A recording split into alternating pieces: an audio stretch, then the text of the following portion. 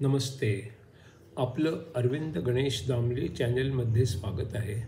मी अरविंद दामले आपल्यासमोर प्रस्तुत करीत आहे माझ्याच काही कविता. हा आहे ह्या कवितांचा 530वा भाग. आपल्याला ह्या पसंत पडल्या तर चॅनलला सबस्क्राईब करा, लाईक करा, शेअर करा आणि बेल आयकॉन दाबायला विसरू नका. तर पहिली कविता आहे, ज्याच्यात ज्ञान असतं तो खूप बोलतो आणि ज्याच्यात विवेक असतो तो कमी बोलतो पण खूप ऐकतो. ज्याच्यात ज्ञान असतं तो खूप बोलतो, ज्याच्यात विवेक असतो तो कमी बोलतो पण खूप ऐकतो. दुसरी कविता आहे, जेव्हा कोणी मी कधीही काहीही चुकीचे वागलो नाही असे म्हणतो तेव्हा तो खोटं तरी बोलत असतो किंवा आपण काय काय केलं ते सोयीस्करपणे विसरून तरी गेलेला असतो. जेव्हा कोणी मी कधीही काहीही चुकीचे वागलो नाही असे म्हणतो तेव्हा तो खोटं तरी बोलत असतो किंवा आपण काय काय केलं ते सोयीस्करपणे विसरून तरी गेलेला असतो. तिसरी कविता आहे, एका स्कॅममधील संशयित आरोपी मंत्री म्हणाले, ज्यांनी कोणी हे केले तो मी नक्कीच नाही. मी असले काही केलेलेच नाही. आणि एक लक्षात ठेवा, तुम्हाला हे कधीही सिद्ध करता येणार नाही कारण मी कुठलाही पुरावा मागे ठेवलेलाच नाही. एका स्कॅममधील संशयित आरोपी मंत्री म्हणाले, ज्यांनी कोणी हे केले तो मी नक्कीच नाही. मी असले काही केलेलेच नाही. आणि एक लक्षात ठेवा, तुम्हाला हे कधीही सिद्ध करता येणार नाही. मी काही पुरावा मागे ठेवलेलाच नाही. चौथी कविता आहे, शंकराचार्य लिखित विवेक चूडामणी या ग्रंथावर आधारित हा पुढचा 64वा भाग. साधनेच्या मध्ये शिष्य त्याचा अनुभव वदतो, पाची कोशांना भेदले तर शून्यच आहे म्हणतो. साधनेच्या मध्ये शिष्य त्याचा अनुभव वदतो, पाची कोशांना भेदले तर शून्यच आहे म्हणतो.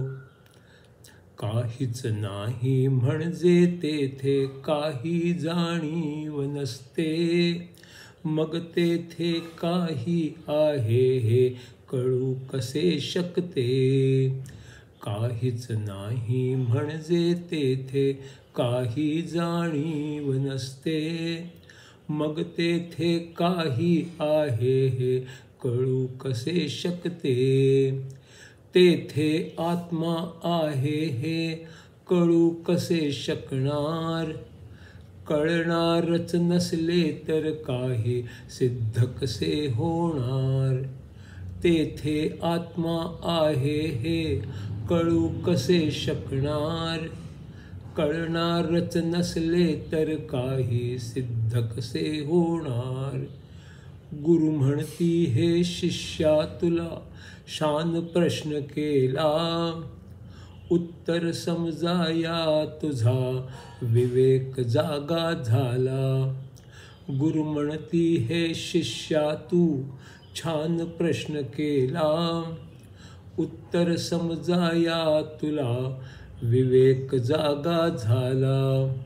विचार आणि विवेकाने पाची कोश ओळखावे, मन बुद्धी अहंकार या नाही ओळखावे. विचार आणि विवेकाने पाची कोश ओळखावे, मन बुद्धी अहंकार या नाही ओळखावे.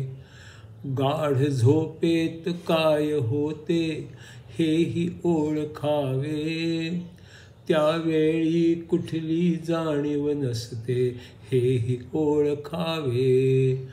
गाढ झोपेत काय होते हेही ओळखावे, त्यावेळी कुठली जाणीव नसते हेही ओळखावे. जाणीव नसली तरीही झोप उत्तम झाली कळते. ते कळण्यासाठी काही तरी जागे असते. जाणीव नसली तरीही झोप उत्तम झाली कळते. ते कळण्यासाठी काही तरी जागे असते. जीवन असते ते हलते आणि ते तात्पुरते असते.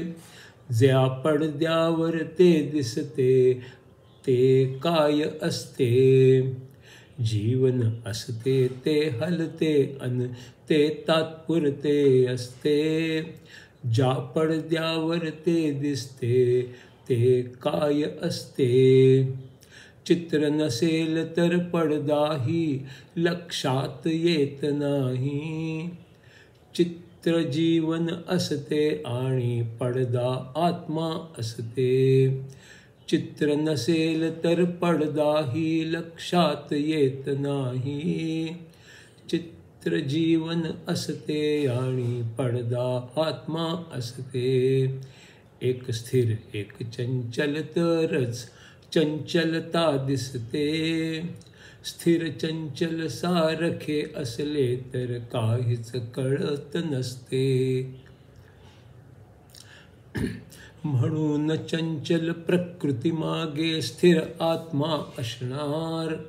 असे असल्याशिवाय चंचलता दिसू कशी शकणार. म्हणून चंचल प्रकृती मागे स्थिर आत्मा असणार. असे असल्याशिवाय चंचलता दिसू कशी शकणार.